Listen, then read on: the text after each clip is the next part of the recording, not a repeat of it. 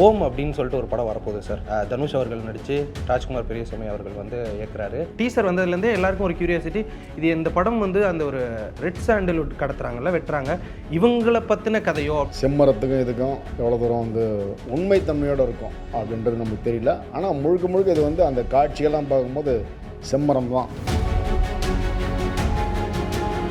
ஏன்னா இப்போ மம்முட்டியை வந்து வில்லன்னு சொல்லியிருக்காங்க. மம்முட்டி வந்து போலீஸ் ஆஃபீஸராக இருந்தாருன்னு வச்சுக்கலாம், பேச்சுக்கு அவர் வில்லனாக கட்டுறது தெரியல. ரொம்ப எவ்வளோக்கு எவ்வளோ ஆழத்தில் போய் கிடைக்கும், ரொம்ப ஆழத்தில் தான் கிடைக்கும். திருப்பதி சேஷாசல வனப்பகுதின்னு உண்டு. அந்த உங்களுக்கு திருப்பதி மலை ஏறும்போது உங்களுக்கு தெரியும் எவ்வளோ உயரத்தில் இருக்குதுன்னு சொல்லிட்டு. அந்த கீழே டவுனில் தான் அந்த சேஷாசல வனப்பகுதி. அந்த டவுனில் எவ்வளோ டவுனுக்கு நீங்கள் போக முடியுமோ அவ்வளோ டவுனுக்கு வந்துட்டு வைரம் பாய்ஞ்ச கட்டன்னு சொல்லுவாங்க. ஒரு டன் வந்து 40 லட்சம் வரைக்கும் அதிகபட்சம் விலை போகுது. அதை உங்களுக்கு யோசிச்சு போகிறேன். ஸோ அதை கவர்மெண்ட் தான் எடுத்துக்கணும், தனி மனிதர் யாரும் வெட்டக்கூடாதுங்கிறது தான் ரூல்ஸ். ஆமாம், உங்களுக்கு செம்மரட்டை வேணுனாலே ஆந்திரா அரசாங்கம் வந்துட்டு வருஷத்துக்கு ஒரு முறை ஏலம் வர்றாங்க. அந்த கட்டை வந்து ஒரு மருத்துவ குணம் வாய்ந்தது, அதை வந்து குழந்தைங்க பயன்படுத்தும் போது அதுங்களுக்கு நோய் எதிர்ப்பு சக்தி இருக்கும் அப்படின்னு நம்ம முன்னோர்கள் ரொம்ப காலமாக அது நம்பிக்கையில் இருந்த விஷயம். என்ன சொல்கிறேன்னா, ஒரு அணு ஆயுதங்கள் தயாரிப்புக்கும் இதை பயன்படுத்துகிறதா ஒரு தகவல் உண்டு. இல்லைன்னா உங்களுக்கு ஜப்பானு, சீனா, கொரியன்ஸ் கண்ட்ரியில் வந்து டிமாண்டு. அது எப்படி சரி, இப்போ ரெட் சாண்டல்வுட்லேருந்து அதை தயாரிக்கிறதுக்கான விஷயங்களும் இருக்கா? குடும்பத்தை காப்பாற்றணும் போயிட்டு இந்த மாதிரி மீடியேட்டர் மூலமாக போயிட்டு அவன் வந்து இவங்களுக்கு ஒரு ஆளுக்கு 4000 சொல்லி வாங்குறான் இல்லையா, அவன் 6000 இருப்பான், அவனுக்கு மேலே ஒருத்தர் இருப்பான். இப்போ இவங்க கூட்டு போனோன்னு தான் நம்பிட்டு இருப்பாங்க. கூட்டு போனோன்னு இருக்க மாட்டான், மேலே இருக்கணும்னு இருக்க மாட்டான். லயன் லயனா டேட்ஸ், இது தரும் ஆரோக்கியம் இயற்கையானது. லயன் லயனா பிரீமியம் டேட்ஸ், ஆச்சி மசாலா. எந்த சமையலும் ருசி தேடும் ரகசியம் 20 ரூபாய். சார், கேப் ஆட்டோ பைக்குன்னா ரெட் டாக்ஸி மட்டும்தான். வணக்கம் சார். வணக்கம் ராகுல் சார். எப்படி சார் இருக்கீங்க? நல்லா இருக்கேன். ஓகே சார், நிறைய விஷயங்கள் நம்ம பேசிகிட்டு இருக்கோம். பல டான் அவங்களோட கதைகளாக இருக்கட்டும், சைக்கோ கொலைகாரர்கள் அவங்களோட கதையாக இருக்கட்டும். இப்போது ஓம் அப்படின்னு சொல்லிட்டு ஒரு படம் வரப்போகுது சார். தனுஷ் அவர்கள் நடித்து ராஜ்குமார் பெரியசாமி அவர்கள் வந்து இயக்குறாரு. அந்த படத்தோட அந்த டீசர் வந்ததுலேருந்தே எல்லாருக்கும் ஒரு கியூரியாசிட்டி, இது இந்த படம் வந்து அந்த ஒரு ரெட் சாண்டல்வுட் கடத்துறாங்கல்ல, வெட்டுறாங்க, இவங்களை பற்றின கதையோ அப்படின்ற மாதிரியான, ஏன்னா அது கீழே இந்த பிளட்வுட் அப்படின்ற மாதிரியான வாசகம்லாம் இருக்கிறத பார்த்துட்டு எல்லாருமே அதை பற்றி யோசிக்கிறாங்க. அப்படிங்கும்போது அந்த படம் எதை மையமாக வச்சு எடுக்கப்பட்ட ஒரு கதையாக இருக்கும்னு நீங்கள் நினைக்கிறீங்க சார்? இல்லை, நீங்கள் சொன்னது தான், செம்மர கட்டை தான். ஏன்னா அந்த படத்தில் வர காட்சிகளே அப்படி தான் இருக்குது. அந்த ஒரு நிமிடம் ஓடக்கூடிய அந்த டீசரே அதான் சொல்லுது. கீழே வந்து சாப்டர் 1ன்னு வர அப்படி பார்த்தீங்கன்னா அந்த படம் வந்து தொடரும் போல இருக்குது. 2-3 சிங்கம் 2 சிங்கம் 3 மாதிரி வரும்னு நினைக்கிறேன். உங்களுக்கு அது செம்மரக்கட்டைன்ற விஷயமே மிகப்பெரிய அளவுக்கு ஒரு பேசக்கூடிய அளவுக்கு விஷயந்தான் அது.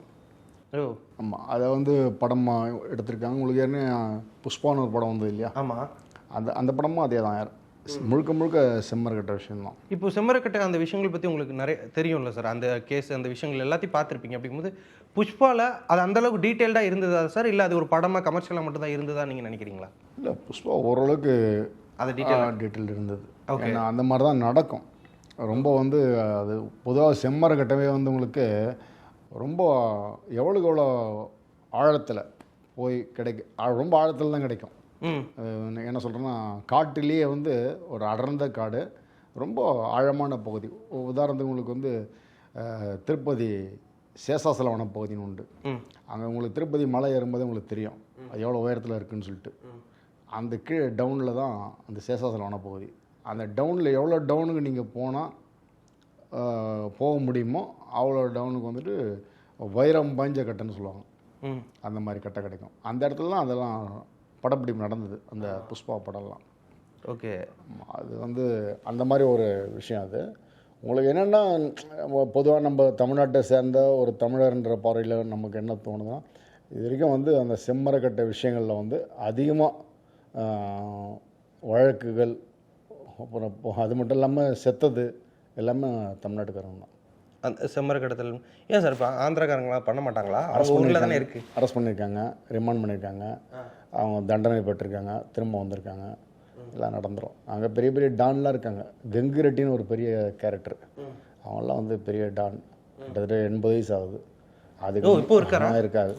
அது மாதிரி நிறைய பேர் இருக்காங்க. ஒரு பேர் நான் சொன்னேன், நிறைய பேர் இருக்காங்க. காவல்துறை இறங்கிய வேலையை பார்ப்பாங்க, அரெஸ்ட் பண்ணுவாங்க, ரிமாண்ட் பண்ணுவாங்க, ஒன்று என்ன ஃபைனோ அதை கட்டிட்டு வந்துடுவாங்க. போயிட்டுருக்குது. என்ன ஒன்று, முதலாளிகளாக டானாக இருக்கிறவங்களாம் ஆந்திரா பேஸாக இருப்பாங்க. கூலி வேலை செய்யக்கூடிய ஆட்கள்லாம் நம்ம வட தமிழ்நாட்டை சேர்ந்த திருவண்ணாமலை, வேலூர், ஆரணி அந்த மாதிரி.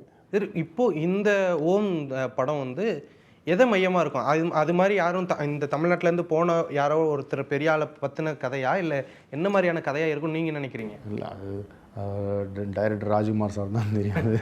ஏன்னா அமரன் படம் கொடுத்தவர். இது சிம்போடைய மன்னிக்கணும், தனுஷுடைய 55வது படம். அது ஒரு விஷயம்.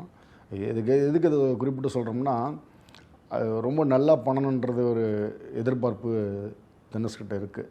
ஏன்னா அந்த படத்துக்காக வந்து அவர் யாருக்காரு அரசியல்வாதி மாதிரி ரோட் ஷோலாம் போக ஆரம்பிச்சிட்டார். இப்போ போனவரோட வந்து அந்த ஜமுனா மரத்தூர் சொல்லிட்டு ஜவாது மலை, திருவண்ணாமலை பக்கத்தில், அங்கே தான் படப்பிடிப்புலாம் நடந்திருக்குது. ஆந்திராவில் நடக்கலன்னு நினைக்கிறேன். ஓகே, படப்பிடிப்பில் அந்த பகுதி தான். அந்த பகுதியில் வந்து உங்களுக்கு செம்மரக்கட்டை, சந்தனக்கட்டைலாம் ரொம்ப அதிகம். வனத்துறை கட்டுப்பாட்டில் இருக்க இடம். திருவண்ணாமலையில் ஜமுனா மரத்தூர்னு ஒரு ஏரியா, ஜவாது மலைன்னு சொல்லிட்டு, என்ன சொல்கிறேன்னா பழங்குடிகள் அதிகமாக இருக்கக்கூடிய பகுதி. அந்த பகுதியில் தான் படப்பிடிலாம் நடந்திருக்கு. அங்கே போயிட்டு தான் தனுஷ் ஒரு 4 நாள் முன்னாடி போயிட்டு அங்கே இருந்து பார்த்துட்டு திரும்ப படப்பிடிப்பு முடிச்சுட்டு வந்திருக்காரு. ரொம்ப ஊர் மக்கள்லாம் வந்து கூடி ரசிகர்லாம் கை காட்டு வந்திருக்காரு. எதுக்கு சொல்கிறேன்னா, உங்களுக்கு அந்த பகுதியை சேர்ந்த ஆட்கள், வேலூர் அந்த மாதிரி ஏற்கனவே குறிப்பிட்ட பாருங்க, அந்த மாதிரி ஆட்கள்லாம் போய்ட்டு உங்களுக்கு ஆந்திராவில் கூலியாக போய் 20 பேர் சுடப்பட்டு செத்தாங்க 2015. இப்போது அதை பற்றின அந்த ஆட்கள் பற்றின கதை தான் இந்த ஓமா? இல்லை, அந்த மாதிரி இந்த கூலி ஆட்கள் இங்கே தமிழ்நாட்டிலேருந்து போகிறாங்க, இறக்குறாங்க அப்படின்ற விஷயம். ஆனால் இங்கே படப்பிடிப்பு தமிழ்நாட்டிலே நடந்திருக்கிறதுனால இது எந்த மாதிரி அப்படின்னு தெரியல. அது செம்மரக்கட்டை வந்து இந்த டான் புஷ்பா படம் வந்து இல்லையா, அந்த மாதிரி டானாக இருந்து ஒருத்தன் வந்து பெரிய ஹீரோயிசம் பண்ணுறானா, போலீஸுக்கு மண்ணை தூவிட்டு வந்து மக்களுக்காக சர்வீஸ் பண்ணுற மாதிரிலாம் அதான் ஹீரோயிசம் அப்படி தானே பண்ணுவாங்க.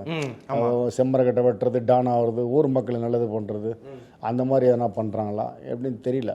ஆனால் உங்களுக்கு அந்த விளம்பரங்கள், அந்த காட்சி தொகுப்புகள் எல்லாம் வரதெல்லாம் பார்க்கும்போது உங்களுக்கு வந்து செம்மரக்கட்டை தான் முழுக்க. ஏன்னா அது ரெட் பிளட்டுன்னு தான் கீழே வருது அந்த கோட் பண்ணியிருக்கிற வார்த்தைகள்லாம். அது செம்மரக்கட்டை தான், கட்டை வெட்டுறதையும் காட்டுற காட்சிகள்லாம் இருக்குது. இன்னொரு இதான் இது புஷ்பா படத்துடைய தாக்கமாக தான் இருக்கும். ஏன்னா புஷ்பா படத்துக்கு முன்னாடி வந்து உங்களுக்கு செம்மரக்கட்டை தொடர்பாக ரொம்ப டீட்டெயில்டாக எந்த படமும் வந்ததில்லை. அந்த படத்தில் உங்களுக்கு வந்து பார்த்தீங்கன்னா, உங்களுக்கு அந்த டான் வந்து கடைசியில் வந்து மொத்தமாக முடிச்சு விட்ற மாதிரியோ, அவர் சிறைக்கு போகிற மாதிரியெல்லாம் படம் முடியலையே. அவர் வந்து அந்த ஊருக்கு வந்து பெரிய ஒரு தலைவராகவும் விஐபி மாதிரியும் அப்படி தான் அது போயிடுச்சு. அது காவல்துறை வந்து பிடிக்குது.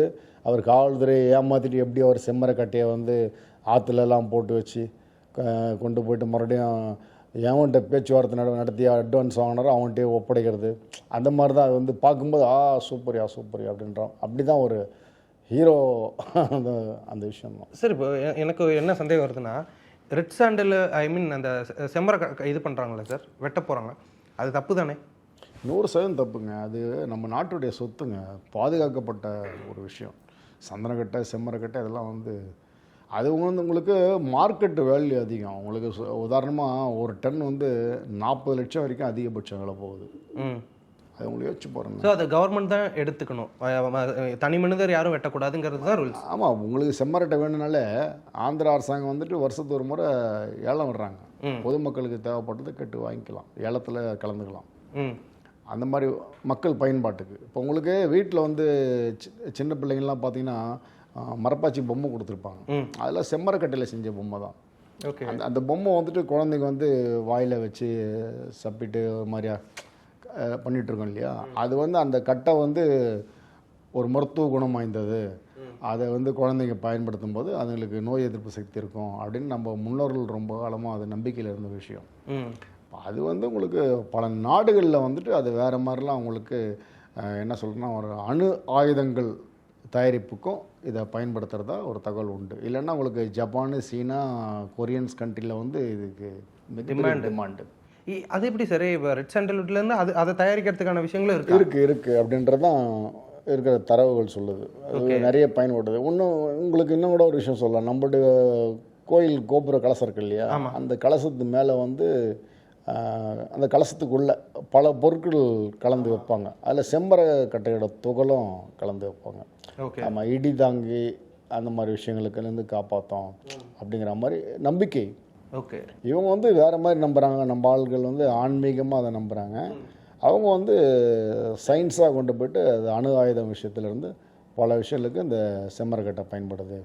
ஈவன் புஷ்பாலயமே கூட அதை காட்டியிருப்பாங்க சார். ஐ மீன் ஜப்பானில் தான் இம்போர்ட் பண்ணிட்டு இருப்பாங்க அந்த செம்மரங்கள் எல்லாத்தையும். அவங்களுக்கு அதுக்கு காரணம் தானே, ஜப்பான் சீனல் அதிகமாக அவங்களுக்கு இங்கேருந்து போகுதுன்னா எப்படியும் இல்லீகலாக தான் போகாது. ஏன்னா லீகலாக வந்து ஒரு அரசாங்கம் வந்து ஜப்பானுக்கு சீனாவுக்கு வித்துட்ருக்காது, கொரிய நாடுகளுக்கு போகுது.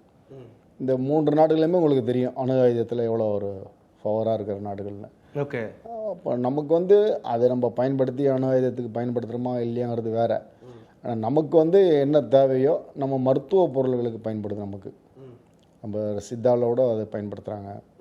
அது மாதிரி நிறைய விஷயங்கள் இருக்குது. அழகு பொருட்களை பயன்படுத்துகிறாங்க, வீட்டுக்கு கலைப்பொருட்கள். இப்போ தேக்கு மரத்தில் கட்டிலெலாம் செய்கிறாங்க இல்லையா, அந்த மாதிரி கட்டில், குழந்தைகளுக்கான நடை வண்டி, தொட்டில், அந்த மாதிரி விஷயங்கள், முகப்பு கதவு, இந்த மாதிரிலாம் செய்கிறது. அப்போ அந்த மாதிரி செய்யும்போது உங்களுக்கு முறைப்படி வந்து அரசாங்கத்துடைய டெண்டரில் கலந்துக்கிட்டு ஒரு அமௌண்ட்டை கொடுத்து வாங்கி நீங்கள் செய்யணும். அது வந்து பெரிய ப்ராசஸ். அது இந்த மாதிரி இல்லீகலாக வாங்கிட்டா முடிஞ்சு போச்சு இல்லை. அந்த மாதிரி வந்து இதுக்காக குடோன்கள்லாம் நிறைய உண்டுங்க.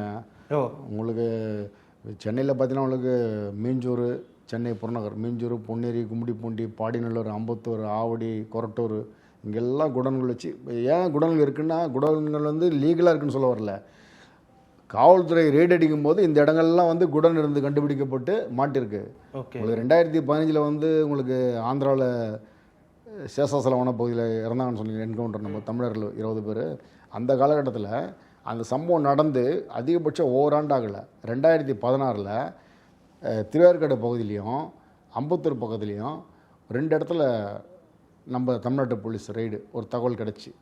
ஒரு இடத்துலையும் வந்து 12 டன்னு 15 டன்னு செம்மரை கட்ட மாட்டுச்சு. அதாவது ஓராண்டு கூட ஆகலை. ஆனால் அந்த இடத்துல குடனுடைய ஓனர் யார், அவரை மட்டும் பிடிச்சி விசாரித்து அப்புறம் யார் அந்த ரூட்டு அதெல்லாம் கண்டுபிடிச்சி அது ஒரு வழக்கு விசாரணை அது இதுன்னு போய்ட்டு உங்களுக்கு பாடிநல்லூரில் வந்து ஒரு குறிப்பிட்ட அப்போ ஆளுங்கட்சியாக இருந்த ஒரு பிரமுகர் பார்த்திபன் சொல்லிட்டு அவர், இன்னொரு கேரக்டர் ஒருத்தர் அதே மாதிரி ஆளுங்கட்சி, 2 பேரும் இளைஞரணி பொறுப்பில் இருந்தவங்க. 2 பேருமே வந்து உங்களுக்கு ஆந்திரா போலீஸ் தான் வந்து பிடிச்சாங்க. ஒருத்தரை வந்து திருத்தணியில் பிடிக்கிறாங்க, அவரை பிடிச்சி கொண்டு போகிறாங்க. ஆந்திராவுக்கு கொண்டு போகிற வழியில் ஆந்திரா போலீஸை தாக்கிட்டு அவர் எஸ்கேப் ஆகிறார். செகண்ட் டைம் பிடிச்சி உள்ளே போட்டாங்க, அதுக்கப்புறம் வரல. இப்போ வரைக்கும் அங்கே தான் இருக்கார், பிரச்சனையில் தான் இருக்கார். இது பார்த்திபன்ற கேரக்டர் வந்து சென்னை அண்ணா சாலையில் வச்சு மடக்கிறாங்க. அவர் மிக விலை உயர்ந்த காரில் போயிட்டுருக்காரு. ஆந்திரா போலீஸும் நம்ம தமிழ்நாட்டு போலீஸோடைய ஒரு டைப்பில் ரவுண்ட் பண்ணி பிடிக்கிறாங்க, பிடிச்சி கொண்டு போகிறாங்க. கொண்டு போன பிறகு தான் அவருடைய சொத்துக்கள்லாம் பறிமுதல் பண்ணுறாங்க. இந்த மாதிரி பல விஷயங்கள் நடந்திருக்குது உங்களுக்கு. அது பேர் பாடிநல்லூர் பார்த்தி பண்ணுவாங்க. அந்த மாதிரி உங்களுக்கு தொடர்ந்து பல விஷயங்கள்.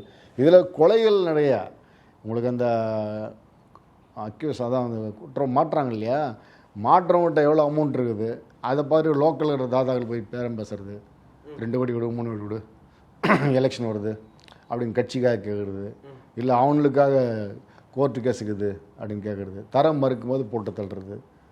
உங்களுக்கு செம்மரக்கட்டை பிஸ்னஸில் எவன் இருக்கானோ அவன்கிட்டலாம் பணம் இருக்குன்னு சொல்லிட்டு ரவுடிகள் அவங்கள அப்ரோச் பண்ணுவாங்க. சில நேரத்தில் ரவுடிகளே இவனுக்கு கூட வச்சுக்கிட்டு இந்த தொழிலை பண்ணிகிட்ருப்பாங்க. அப்போ உங்களுக்கு செம்மரக்கட்டை அப்படின்ற விஷயம் வந்து எப்பவுமே பேசப்படக்கூடிய ஒரு விஷயம்தான். அது வந்து பார்ட் 3 இல்லை பார்ட் 10 எடுத்தால் கூட அந்த படம் உங்களுக்கு ஏற்கனவே தண்டுப்பாளையம் கிரிமினல்ஸ் படம் வந்தது பாருங்கள் கர்நாடகாவில், அது 10 பாகம் வந்து ஓடிடுச்சு. அப்போ கிட்டத்தட்ட 5-6 மொழியில் வந்துடுச்சு, 10 பாகம் வந்துடுச்சு. அந்த மாதிரி உங்களுக்கு செம்மரக்கட்டை சம்மந்தமான படம் எடுத்தால் கூட அது தோண்ட சுரங்க மாதிரி வந்துட்டுருக்கும், அவ்வளோ விஷயங்கள். ஓகே சார், இப்போ இந்த செம்மரம் இருக்குல்ல, இப்போ கவர்மெண்ட் இருந்து நம்ம ஒரு அளவுக்கு வாங்குறோன்னா அது எவ்வளோ விலையாக இருக்கும்?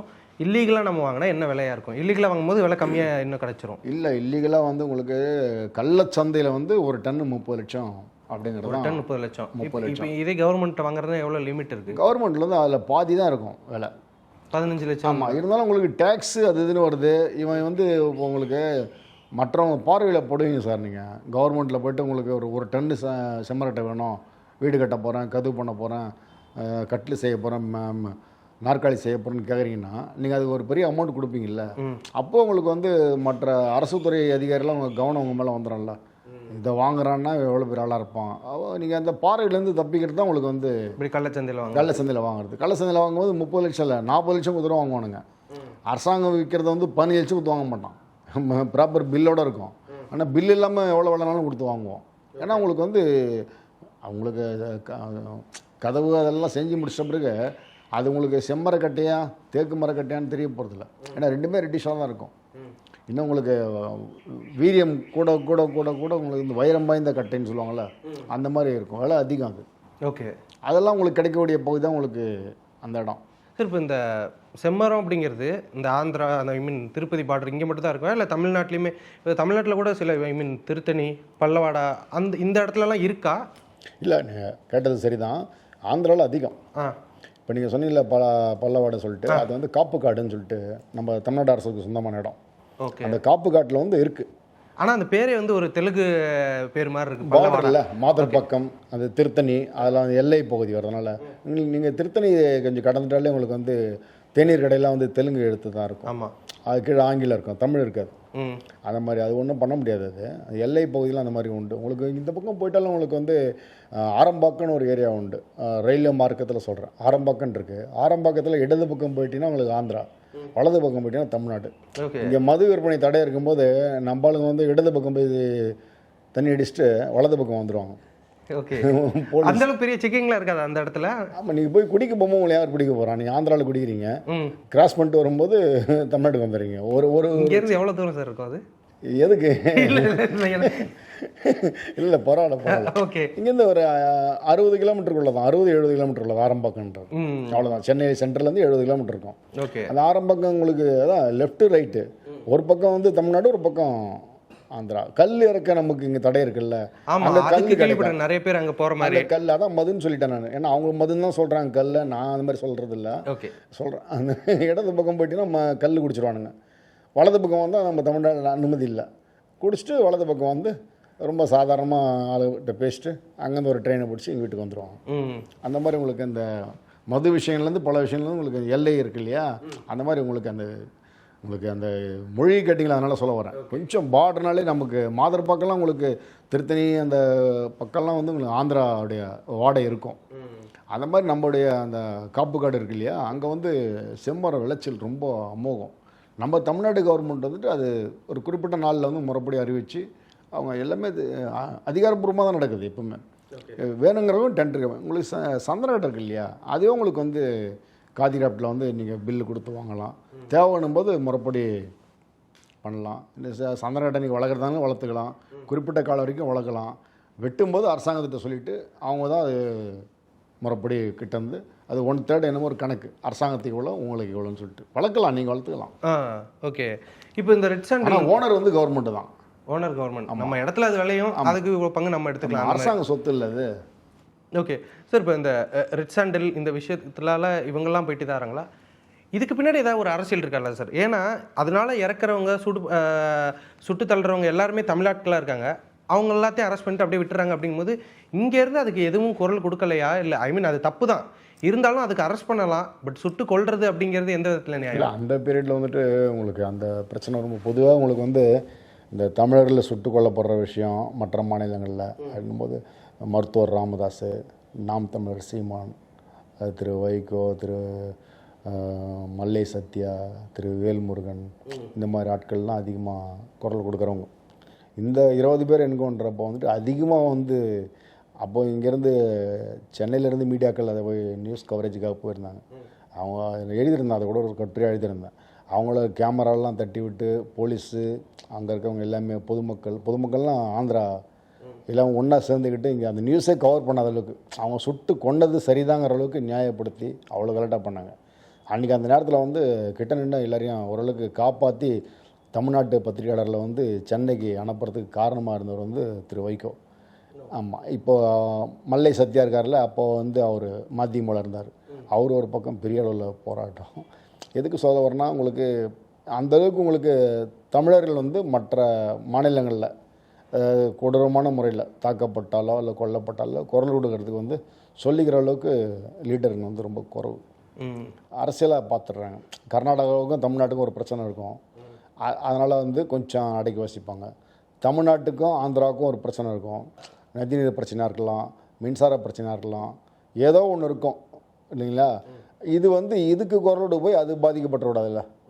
அதனால் வந்து பெரும்பாலும் வந்து ஆட்சியில் இருக்கிறவங்க யாருமே வந்துட்டு பெருசாக பண்ண மாட்டாங்க. ஓகே, உங்களுக்கு கர்நாடகாவில் வந்துட்டு உங்களுக்கு வனத்துறையே 3 பேரை சுட்டுக் கொண்டுச்சுல போன சுதந்திர தினத்தை நாட்டுடைய சுதந்திர நாள் இன்றைக்கி ஆகஸ்ட் 15 நடந்தில்ல. என்ன அது எதற்காக இது பண்ணாங்க சார், வனத்துறை வந்துட்டு சுட்டுக்கொள்றது?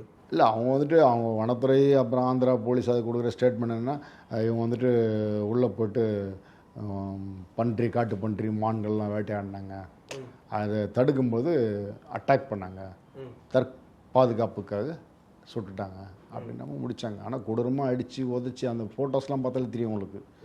சுட்டு மட்டும் கூட இல்லை, அவங்க சித்திரவதை பண்ணிவிட்டு அப்புறம் தான் ஃபயர் பண்ணியிருக்காங்க.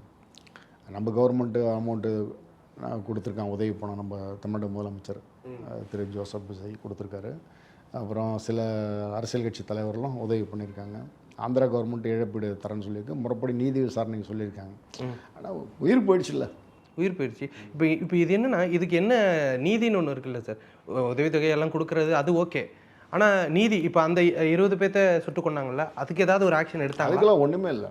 நீங்கள் வந்து முதல்ல அந்த அந்த அங்கே உடல்களை வந்து இங்கே கொண்டு வரதுக்கே பெரிய போராட்டமாக இருந்தது, அதை கொடுக்கறதுக்கே. ஆமாம், ஏன்னா அது வந்து வேலூரில் எனக்கு தெரிஞ்சு அந்த டெத்துலாம் போயிருந்தேன். வேலூரில் ஒரு 4 பேர், ஆரணியில் 2 பேர், திருவண்ணாமலையில் 3 பேர், செய்யாறில் ஒரு தம்பி, சின்ன தம்பி, அப்புறம் வந்து உங்களுக்கு திருப்பத்தூரில் 2 பேர், வாணியம்பாடியில் ஒரு ஆள். வட மாவட்டம் தான் நான் சொல்கிறது எல்லாமே.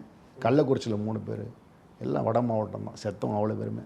செய்ய சொன்னவங்களை விட்டுறாங்க. இல்லை, அங்கே வந்து ஒரு டான் மாதிரி இருப்பாங்க. என்ன சொன்ன பாருங்க, அவங்க வந்து இவங்க கூடுவாங்க வெட்டுறதுக்கு, கூலி ஆட்டில் கூடுவாங்க. எதுக்கு இவங்க போகிறாங்கன்னா, இங்கே வட மாவட்டத்தில் வந்து இன்னமும் வந்து உங்களுக்கு அன்றாட காட்சிகள் இருக்காங்க. நம்ம ரொம்ப நல்லா பேசிட்டு வரோம் மகிழ்ச்சியாக. அங்கெல்லாம் வந்து சோத்துக்கு வழி இல்லாத நிலமை தான் இன்றைக்கும் இருக்குது.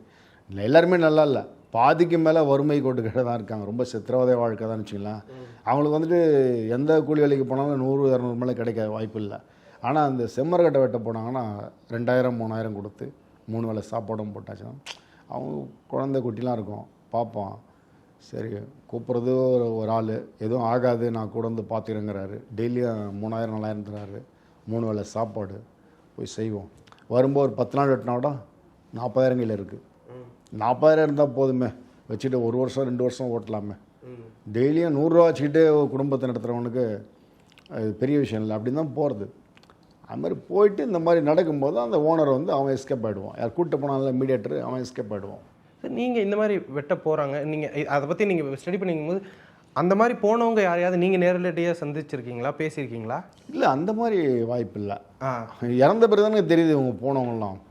இல்லை, அவங்க போனவங்க எப்படி பேசுவாங்க, வந்து குற்றச்செயல் அவங்களுக்கே தெரியும். இல்லை, அவங்க அதுதான் என்னோட கேள்வி. என்னன்னா, அவங்களுக்கு தெரிஞ்சுதான் போகிறாங்க, இது நம்ம பண்ணுறது ஒரு இல்லீகலான விஷயம், கவர்மெண்ட்டுக்கு அகேன்ஸ்டாக தான் பண்ணுறோம், நம்ம பண்ணுறது தப்புன்னு தெரிஞ்சதான் அவங்களுக்கு பண்ணுறாங்க. வறுமைங்க, வறுமை. உங்களுக்கு வந்து கூடுதல் ஊதியம், 3 வேளை சாப்பாடு, இங்கே இருந்துட்டு பஞ்சம் முடைகிற கதை இங்கே இருந்துக்கிட்டு.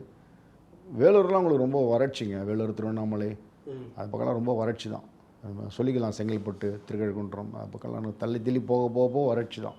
ஓகே, கல்வி அறிவு குறைவு அது ஒரு பெரிய காரணம். விவசாயம் இல்லை, ஏதாவது ஒன்று பிழைக்கணும், குடும்பத்தை காப்பாற்றணும்.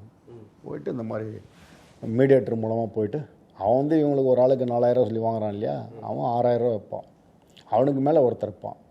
இப்போ இவங்க கூட்டு போனோன்னா நம்பிட்டு இருப்பாங்க. கூட்டு போனோன்னு இருக்க மாட்டான், மேலே இருக்கணும்னு இருக்க மாட்டான், செத்துட்டாங்க இல்லையா. அரசாங்கத்துக்கு தெரியாமல் இவங்க நேரடியாக தமிழ்நாட்டிலேருந்து வந்து இவ்வளோ பேரும் 20 பேர் ஒரு டீம் அமைச்சு திருப்பதி போகிற பாதையிலேருந்து கீழே பள்ளத்தாக்கில் கிட்டத்தட்ட ஒரு 1000-1500 அடி கீழே போய்ட்டு வெட்டிட்டு பாதுகாப்பாக செம்மரட்டை எடுத்துன்னு போய்ட்டு வெளியே விற்கிறானுங்கன்னா இவங்க எவ்வளோ பெரிய அயோக்கியனாக இருப்பானுங்க அப்படின்னு சொல்லிட்டு தான் போலீஸ் கதையை முடிக்கும். ஆனால் இவங்களை வந்து கூப்பிட்டு போனது, கொண்டது, இவனுக்கு பின்னாடி இருந்த பெரிய டீமு, அதெல்லாம் ஒன்றுமே இருக்காது. சரி, இப்போது இது வந்து அவங்க செம்மரை கடத்துறதா இருக்கட்டும், வெட்டுறதா இருக்கட்டும், இது எல்லாமே ஒரு குற்றம் தான். அதுக்கு சுடுறது தப்பு அப்படின்றது என்னுடைய ஸ்டாண்ட். பட் இந்த மாதிரி வெட்ட போகிறவங்களையும் வெட்டுறவங்களையும் வச்சு ஒரு படம் எடுக்கிறாங்க. இப்போ புஷ்பா அப்படின்னும் போது அவங்கள ஹீரோவாக காட்டுறாங்க. ஹீரோவாக தான் கட்டுறாங்க. இது சரியான நிலைப்பாடு நீங்கள் நினைக்கிறீங்களா? சரி, எப்படி சொல்ல முடியும்? 100% தவறு தான். அவனை டானாக கட்டுறாங்கல்ல, அப்போ வந்து உங்களுக்கு தணிக்கை குழுலேருந்து எல்லாமே வந்து அதை வெளியே விடுதில்லை, ஒத்துக்குதில்லை. அவன் டானாக இருக்கிறான், ஊர் மக்கள் நல்லது பண்ணுறான், செம்மர்கட்டை வெட்டுறான். செம்மர்கட்டை வெட்டுறது தப்பு தான், ஆனால் ஊருக்கு நல்லது பண்ணுறான்னா அது தப்பு சரியாயிடுது. ஓகே, அப்படி ஆகிட்டு ஹீரோ ஆகிட்டு அவருக்கு ஒரு 2 டியூட்டு, அப்புறம் போலீஸ் அட்டாக் பண்ணுற மாதிரி போலீஸ் அடி போட்டு அவன்கிட்ட எப்படிலாம் அசிங்கப்படுதுன்றதை காட்டி மக்கள் வந்து விசில் அடித்து அது ஒரு சந்தோஷம். இதெல்லாம் பார்க்கும்போது ஒரு ஃபயர் ஆகும்போது படம் வந்து 100 நாள் ஹிட் அடிச்சிடும். தயாரிப்பாளர், நடிகர் எல்லாருமே மேலே வந்துடுவாங்க. மக்களும் வந்துட்டு ஆகுன்னுவாங்க. இதை நம்பி போகிறான் இல்லையா, அவன் செத்து போவான். அவன் போகிறவன்லாம் தமிழ்நாட்டுக்காரனாக தான் இருப்பான். ஓகே, எனக்கு ஆனால் இப்போ இந்த ஓம் படத்தோட டீசர் பார்க்கும்போது இது நீங்கள் சொன்ன அந்த 2015 சம்பவம் மாதிரி தான் இருக்கும். ஏன்னா அங்கேயும் அதே மாதிரி ஒரு 20-30 பேர் இருக்காங்க. அந்த டீசர் பார்த்தீங்கன்னாலும் அத்தனை பேர் இருக்காங்க. அதை காப்பாற்றுறதுக்கு ஒரு கேங் லீடர் மாதிரி இருக்காங்க. அதுவாது மோஸ்ட்லி ரியலிஸ்டிக்காக கொஞ்சம் எடுத்தால் நல்லாயிருக்கும் அப்படின்னு தான் நானும் எதிர்பார்த்துட்ருக்கேன். இல்லை, இந்த படம் வந்து நம்ம செம்மரத்துக்கும் இதுக்கும் எவ்வளோ தூரம் வந்து உண்மைத்தன்மையோடு இருக்கும் அப்படின்றது நமக்கு தெரியல. ஆனால் முழுக்க முழுக்க இது வந்து அந்த காட்சியெல்லாம் பார்க்கும்போது செம்மரம் தான். ஆனால் எவ்வளோ தூரம் வந்து காவல்துறைக்கு சப்போர்ட் ஆகும், காவல்துறைக்கு சப்போர்ட்னு சொல்கிறத விட மக்களுக்கு பயன்படக்கூடிய விஷயமா இருக்குன்றதான் தெரியல. ஏன்னா செம்மரக்கட்டையை வெட்டுறவன் வந்து டானு, அது தடுக்கிற போலீஸ் வந்து அக்யூஸ்டு அப்படின்ற மாதிரி கொண்டு போயிட்டா அது என்ன. இப்போ மம்முட்டியை வந்து வில்லன்னு சொல்லியிருக்காங்க. மம்முட்டி வந்து ஒரு போலீஸ் ஆஃபீஸராக இருந்தாருன்னு வச்சுக்கலாம் பேச்சுக்கு, அவர் வில்லனாக காட்டுறது தெரில. ஆனால் அது மாதிரி இருக்காதுன்னு நினைக்கிறேன். கண்டிப்பாக வெயிட் பண்ணி பார்ப்போம். வெயிட் பண்ணி தான் பார்க்கணும். லயனா டேட்ஸ், இது தரும் ஆரோக்கியம், இயற்கையானது. லயனா பிரீமியம் டேட்ஸ். ஆச்சி மசாலா. எந்த சமையலும் ருசி தேடும் ரகசியம் 20 ரூபாய். சார், கேப் ஆட்டோ பைக்குன்னா ரெட் டாக்ஸி மட்டும்தான்.